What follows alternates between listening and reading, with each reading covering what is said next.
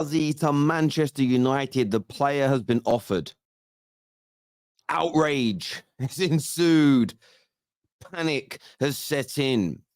Big claims last night that Man United are considering a move for El Ghazi, who's been offered to the club because of the situation surrounding Anthony and Jadon Sancho.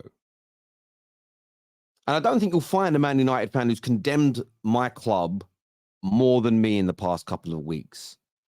There's so many poor behaviors, mismanagement, bad executions of transfers, the handling of particular off-field circumstances. I'll always condemn them. But I will also stand up for my club when the media goes too far. Manchester United, I want to start with this story today, just to get it out there, are not interested in El Ghazi. That has been confirmed by Laurie Whitwell today. Proposals were made by the agent. That's it. An agent has gone, my player's available. I know you're falling out with Sancho. We know Anthony is now suspended or will be away from the squad indefinitely until these allegations are resolved. Or what about El Ghazi? Pellistri has been, what Will has said is that Pellistri has been kept with a view to featuring, plus Garnacho could play there, Fernandes and Mount too.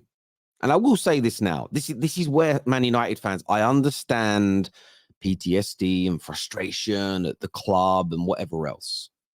But sometimes read these articles fully before you tweet, before you react, before you drag the club further through the mud than it needs to be. We already look like something the cat's dragged in. You don't need to make it worse. And I didn't react to it because I knew it was for Ghazi, 100%. Bruno is better on the right. He's a better winger than El Ghazi, and he ain't very good at it. Mount would do a better job out there. Pellistri will be given an opportunity ahead of him. There is no mileage in signing someone to replace Sancho and Anthony, who is not better than what we already have. It just makes no logical sense. If we had no one that could play that role, maybe. But it was a BS story, and I'm glad it's been debunked already today. But viewers, hit like buttons, subscribe, and share.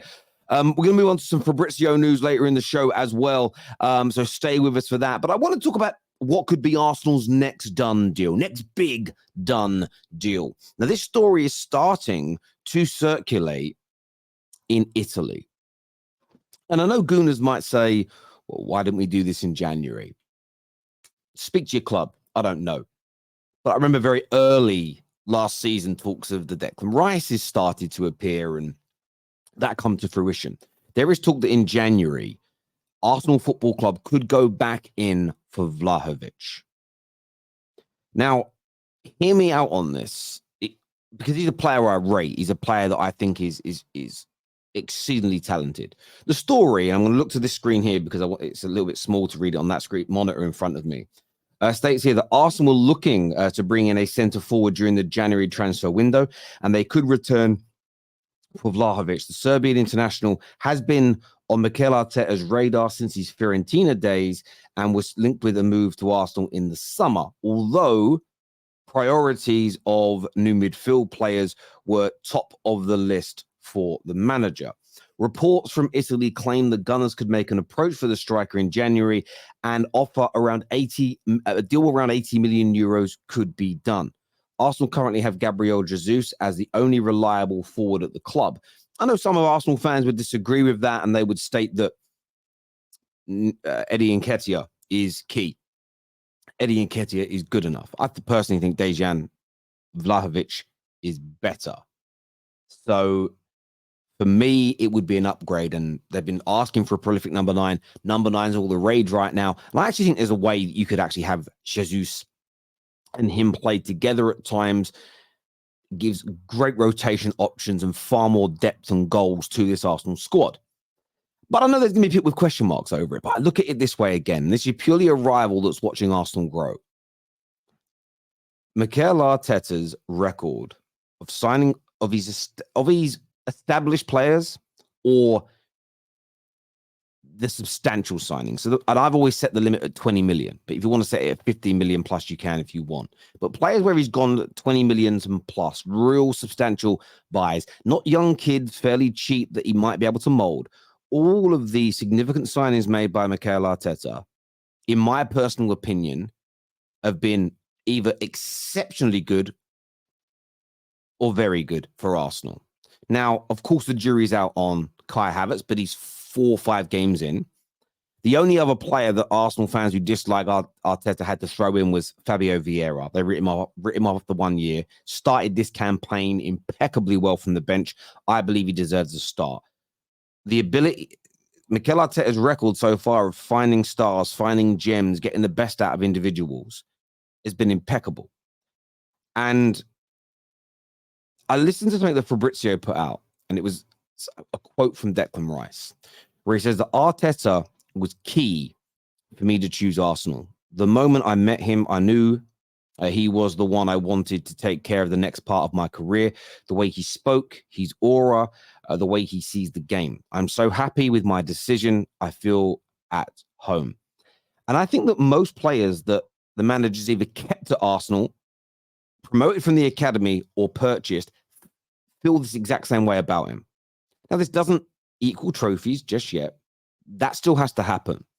But if you've got players of Declan Rice's level signing for you, happy over the moon. People like Gabriel Jesus and Zinchenko, who played under Pep at City, the best club in the world right now. They come here and they feel like it's amazing. The atmosphere is right. The mentality is correct. We're building to something special. It's an attractive proposition. And I think Arsenal fans should get behind the idea of Vlahovic if Arteta wants him. Even if, by the way, Havertz turns out to be a flop, you hold the manager accountable, you blame him. But I don't, Man United fans do this, and I'm just putting it out there for what it's worth. We shouldn't just be writing managers off. Oh, that's it. You signed one dud. You wasted a lot of money on one player. That's it. You can't buy anybody else ever again. What is this nonsense? Let's just say he doesn't work out. But in January, he says, look, it really isn't going like I thought. I want to go and buy Vlahovic instead. That should be encouraged. He should be encouraged. That shows accountability. Oh, I want him to take accountability. Well, he's trying to take accountability. He's saying it hasn't worked. I want to go and buy number 9. I want to go and buy a different player that can give us a new dimension to help us win things. But instead, his detractors will say, no, we shouldn't let him do that. But these same people say they have standards to win and say we shouldn't just like flog a dead donkey. They contradict themselves all the time. They never encourage moves that can improve the team because they want to be right that the manager is bad.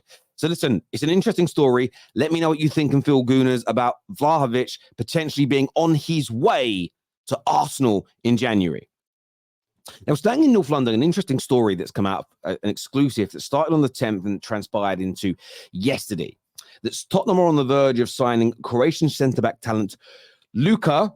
Now, I want to make sure I pronounce his name right because I'm going to end up butchering this. I didn't run it through Google Translate and my dyslexia is kicking in, but Luka Vusković.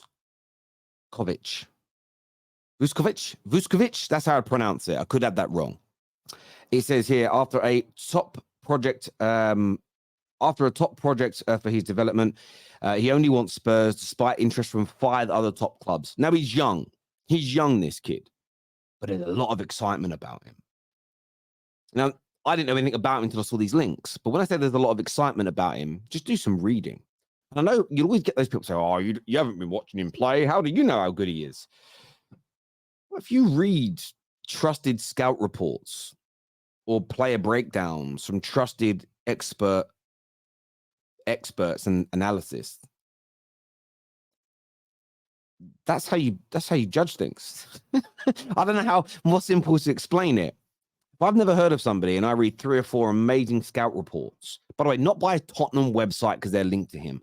I'm talking about real credible outlets over a 2-year period that speak about how talented, the levels and ceilings this young man could have. This is a phenomenal piece of business for Tottenham. Now, they have to develop him. They have to keep him progressing. They have to give him opportunities in game time. But it's a really good piece of business for them. In my personal opinion, I really do think it is.